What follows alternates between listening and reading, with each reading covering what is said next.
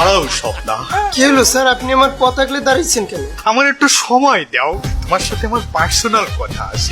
কিসের পার্সোনাল কথা? হলো আমি তোমারে ভালোবাসি। এইসব আপনি কি বলতেছেন? আপনি আমার একজন শিক্ষক, তাছাড়া শিক্ষক বাবা সমতুল্য। হলো কোন শিক্ষক বাবার সমতুল্য? সেটা বয়স্ক শিক্ষক। আমি তো তোমার সাথে মাত্র 2 ক্লাস উপরে, আর তাছাড়া শিক্ষক হওয়ার মতো কোনো যোগ্যতাই আমার মধ্যে নেই। শিক্ষক হওয়ার যোগ্যতা আপনার মধ্যে কেন নেই জানেন?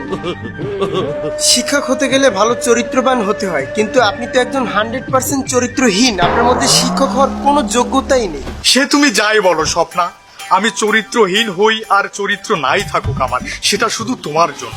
তুমি কি চাও?